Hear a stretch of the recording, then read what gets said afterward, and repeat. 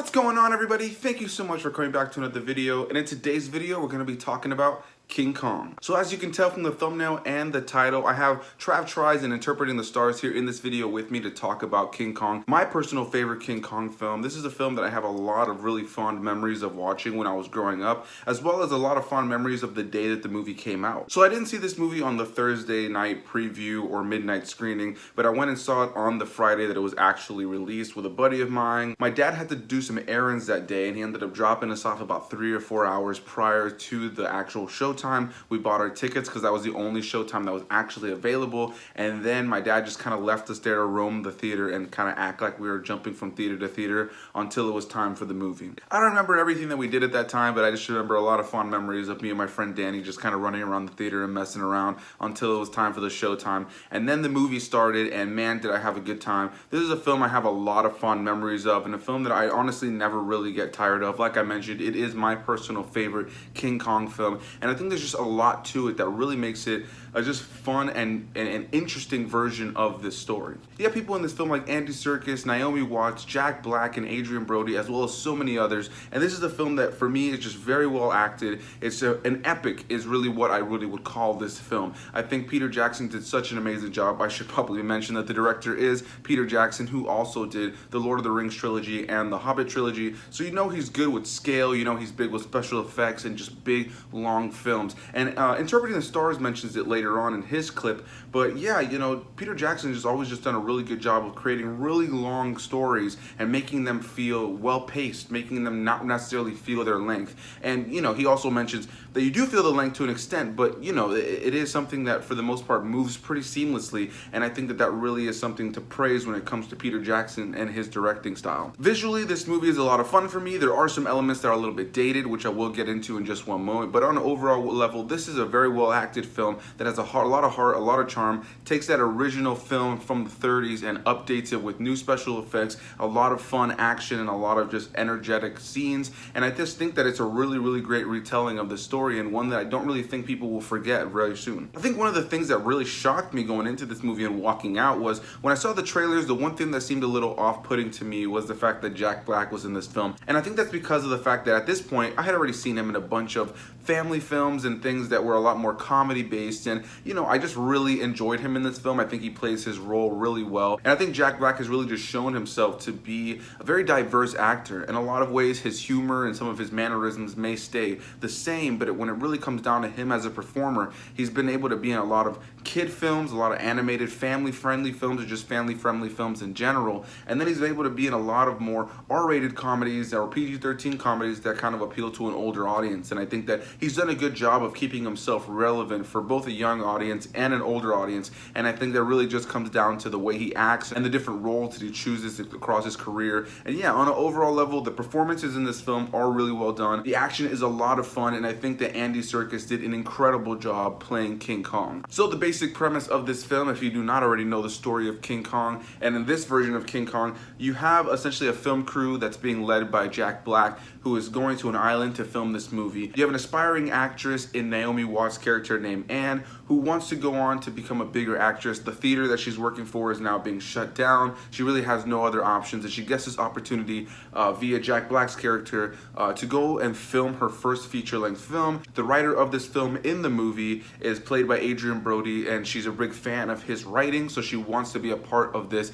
and they end up embarking on this creepy-looking boat onto this island, out to this place where, you know, they think they're gonna shoot this beautiful film, and in reality, Jack Black knows that there's this island, this secret island that he has somehow found this map to, that when he gets there, there is just going to be this huge monster, this big ape, and they want to capture him to bring him back, but he does not tell that to the rest of the crew, and I'm sure you can imagine what happens when they get there. Now, before I continue my thoughts on this movie, let's go ahead and hear what TravTries had to say about this.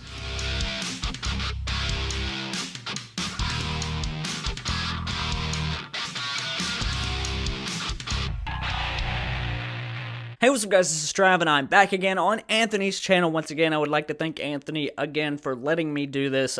King Kong 2005, aka King Kong dies a horrible gruesome death, and you're gonna watch. I grew up with this movie. I absolutely love it. I love this movie. I grew up with it. I saw it with my dad in theaters in 2005. I remember the night. I remember what it was like. I remember the hype behind it because I've always been a Godzilla fan and I've always been a King Kong fan. I was actually able to show my wife Ashley this movie for her first time. I've always wanted to watch this movie with her, and I've had the Blu-ray for like a really long time, like a couple years, and we've just never actually put it into watch because it's this 3-hour epic film. It's just something you gotta be prepared for when you watch it. It is a 3-hour movie. And you know what? The thing about this movie is this. I grew up watching this movie as a kid over and over and over. And honestly, man, I don't know how I did it. I'm not saying it's bad. I'm saying it's great. I love this movie. This movie is on the scale of epic. Me and Anthony have talked about it. I'm sure he probably mentions it in his part of the review. Peter Jackson just did something really special with it, where it has this scale, it has this like just epic feel to it, and it's just, and that's why it's long. I'm sure like there was a lot of stuff they thought about cutting out, but it just ended up staying in the film. And by the way, the Blu-ray was actually the extended version. I kind of actually forgot that, and when I put it in, I realized that it has some scenes in it that I've never seen, which was great. Like I said, I watched this as a kid over and over on DVD, and I don't know how I did it because of how crushing this film is. I don't know how.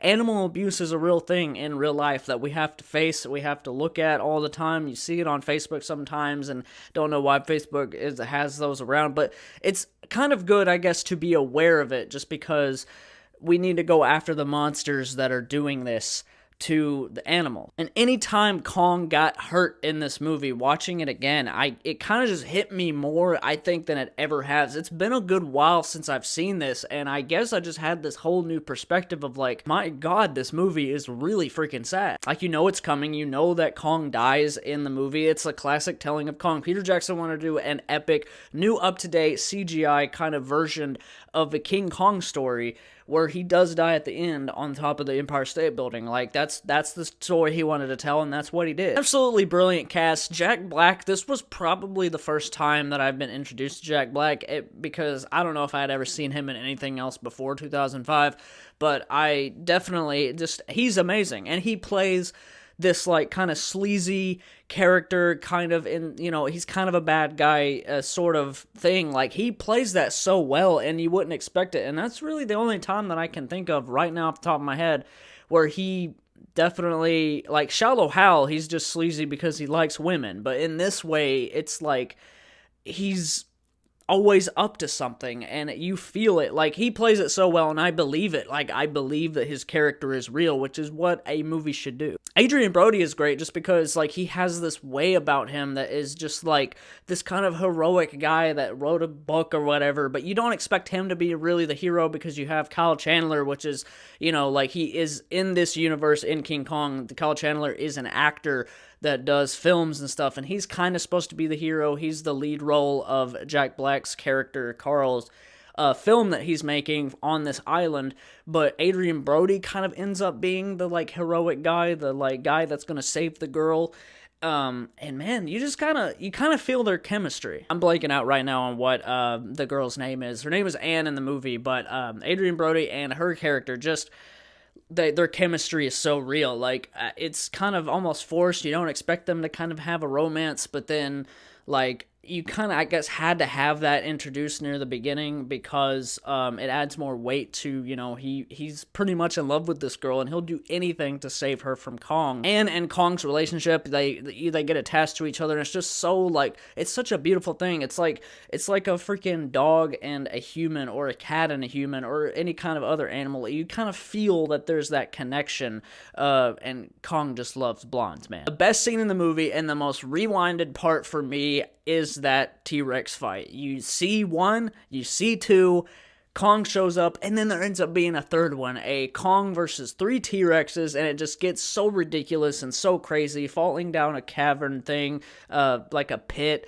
It's just glorious. I was watching this movie on Blu-ray, and I realized, you know, like, they tried their best to make a crisp HD Blu-ray, but there are scenes where it's like, you could tell that there's a bunch of CGI, like, it's like green screen, like people running with like monsters and stuff behind them. It doesn't really look to, like, as good, but I will say that for back then, that was way ahead of its time. Kong and all the other creatures look amazing. Andy Serkis is always doing amazing facial work and stuff for Kong. He's also a character in the movie itself, which is pretty hilarious. He plays roles like that really well. The evilness of people and how it can't be controlled, and you're watching this animal in a movie where you can't save him. You want to save him. It's this weird, like you want to be like Anne and be like, no, stop, please stop throwing stuff into his skin and like throwing stuff in his face, and just like he's this monster, but he's really actually got heart, man. He's a really kind-hearted creature, and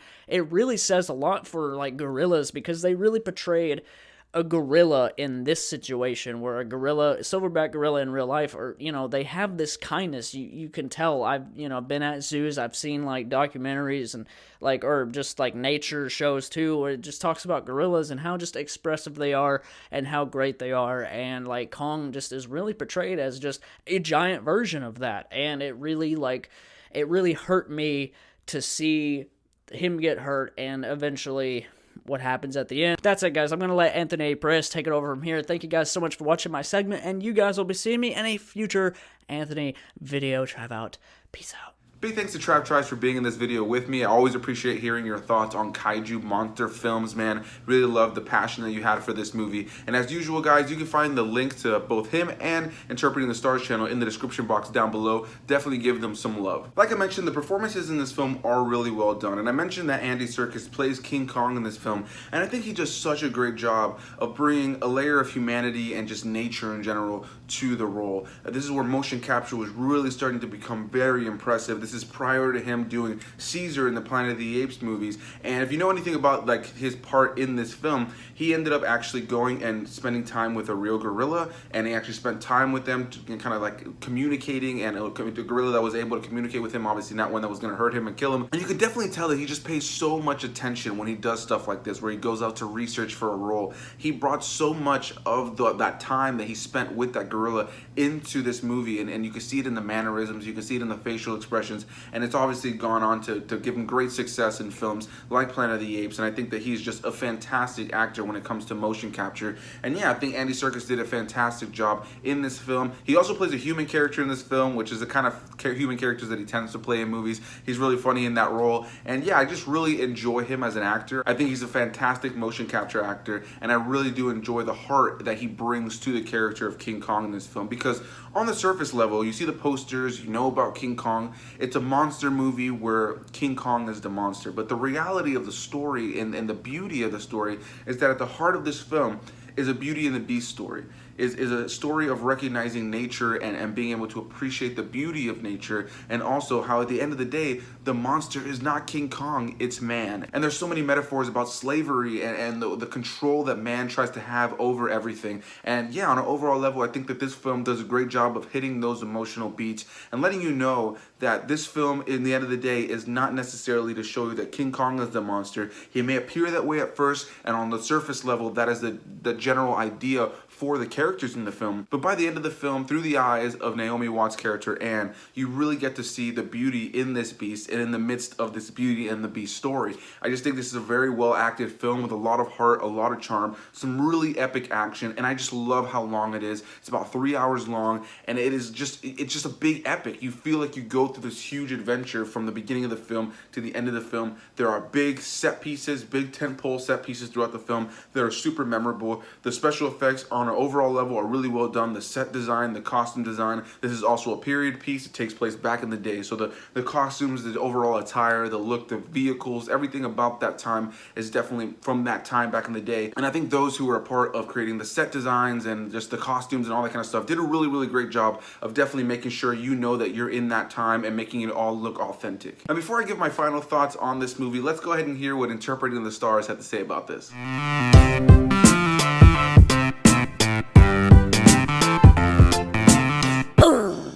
Hey, what's up, guys? It's Dave from Interpreting the Stars here, back on Anthony's channel talking about King Kong. You know, a few months back I talked about King Kong. I reviewed that on my channel when I was doing a marathon for monster movies. It was the Monster Movie Madness Marathon. I talked about Godzilla and King Kong and all that fun stuff. So I didn't go back and rewatch King Kong to do this little part because I really kind of just saw it. But that's fine because King Kong isn't exactly a movie that you watch and then you forget about it a couple months later, because it's a movie that you see once and you'll likely remember for a very, very long time for a lot of good reasons, because this was made by, Peter Jackson. It was done with the motion capture god, Andy Serkis, who was probably the best role to have ever done King Kong. The newer Kong film, Kong Skull Island, that was not Andy Serkis, and you could tell it wasn't, because Andy Serkis is able to, I don't know how he does it, but he brings that soul of an animal out, and he's able to do it so well. And whoever did the motion capture work for Kong Skull Island, it just looked like a guy, he was just walking on two legs, he just looked like Bigfoot, and King Kong, that was an 8. Never once do you think, when watching the movie, that's, a human doing an animal. You're thinking, did they put a motion capture suit on an actual ape? But anyways, the real reason why you're watching this movie is because it's a classic, iconic character, and it's a monster that you can care about, just like Godzilla, because it's not just a monster. It's a monster with humanity. And that's one of the biggest draws for Godzilla, for King Kong. In a lot of ways, I actually prefer King Kong over Godzilla because of the way he is represented. Obviously, it's an allegory for slavery. The way that they treat him, the way that they make the humans look like the actual monster in the monster movie. Obviously, it's a remake. Everybody knows that King Kong's been around forever, since at least the 30s when they first made that one movie. I have not seen it. I have not seen that or another remake of that. I've only ever really seen this, Kong Skull Island, and that's about it when it comes down to King Kong. But I love what Peter Jackson did here, because Peter Jackson is the only person who I know of who can really make a very, very long movie feel short. I mean, you feel the length, but it doesn't feel as long as it actually is. When I watched this the last time, there was a lot of great things that I had to say about it, and very little that I had to say that was negative about it, other than the fact that it's beginning to become a product of its time. The CGI in it isn't as good as it used to be when it first came out in 2005. It still stands up to this day, but I think when you watch it, you can tell that eventually the CGI won't be as good, and you'll be able to notice a lot more. However, there are things that work in its place. So eventually, when the CGI turns to crap and it won't look as good anymore, there's still production design, there's still hair and makeup that's done very, very well to make the audience believe that what they are watching takes place a long time ago. The performances are all very good. Each of these characters are distinct. They have individuality. They all have a reason for being there.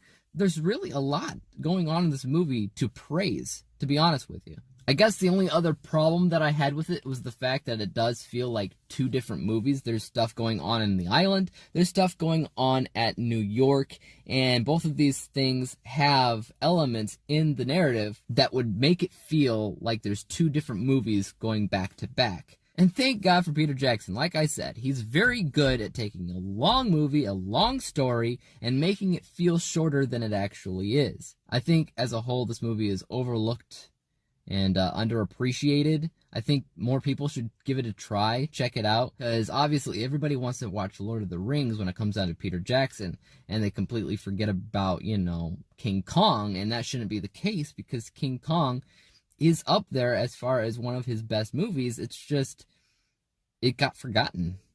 I don't know why. So I'm going to tell you guys my score right now, because everybody's going to score this differently, right?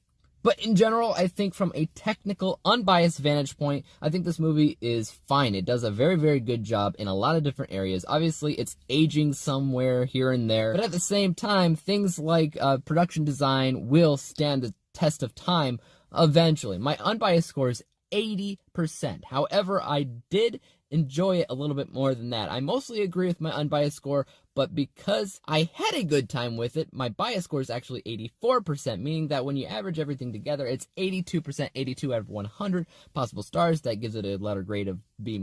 Again, it's nothing as great as maybe, the 90th percentile, because certain things are not as good as they used to be. However, it shouldn't be overlooked. It's not a movie that should be avoided like the plague, and people shouldn't be preferring to see Kong Skull Island over this, because this really is a good movie. This is one of, Peter Jackson's best. It shouldn't be overlooked.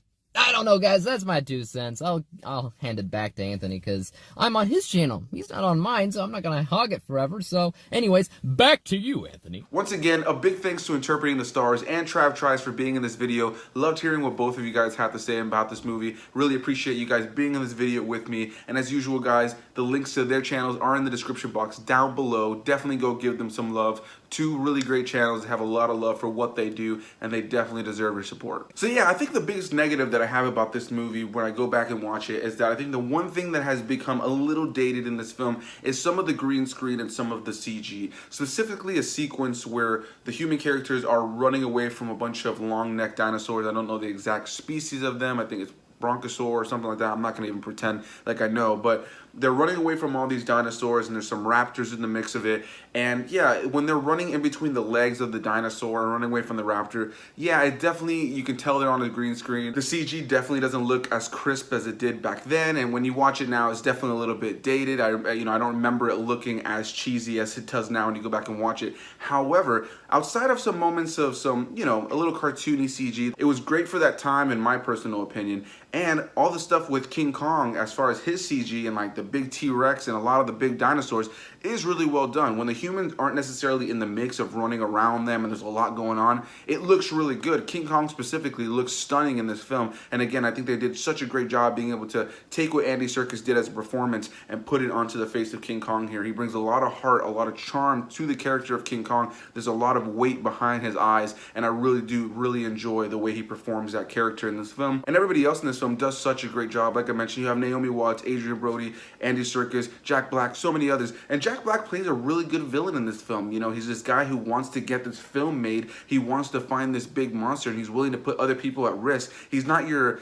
conventional villain per se, but he does such a great job of being a really selfish character who really is willing to do whatever he has to do in order to make money. And I think that Jack Black does a really great job of balancing being kind of funny in this movie while also taking it very serious and also being kind of a sleazeball. One sequence that I forgot to mention that I really love when I go back and watch this film is when they first get on the island, they end up coming across a group of indigenous tribe members who live on there, and the makeup on them and just them in general is so creepy. And I love that sequence. There's a lot of tension. There's a sense of stakes. I really enjoyed the tone of that whole feel and that vibe. I just think that the film on an overall level, again, it feels like an epic. You go through these waves where you start in New York and you start with, almost like a sense of hope and this fun adventure that's going to happen. And then you're on this creepy boat, but there's still that sense of hope. And the closer they get to Skull Island and the closer they get to things happening, things get a little bit more eerie. And once they encounter the tribe members and move on to encountering Kong and so much more that they will encounter on this island, it just gets crazier and crazier. I think it's so well paced. I think it's well written. I think it's a lot of fun. And I think, and more than anything, I think that this is a remake that for me personally almost works better than the original. I think when you go back and watch the original with the stop motion, King Kong, it's definitely really well done, and you can't help but love it and have the charm for what it set in motion after that. But yeah, I think as far as a modern reboot of a film, if you're going to reboot something, this is the way to do it personally, in my opinion. I think this is a film that really stands the test of time outside of some special effects. But yeah, on an overall level, I highly recommend this movie. I think if you have not seen this movie, you should definitely check it out. And like I mentioned, on the surface level, you see this movie and you think King Kong is the monster, but at the end of the day, the movie is really about the fact that man is the monster and that nature should be left alone. The control over man and trying to enslave creatures, it's just wrong.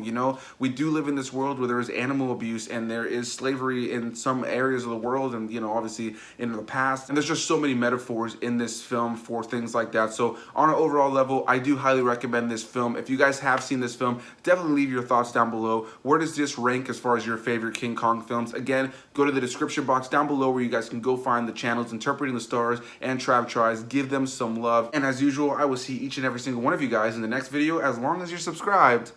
So, bye-bye.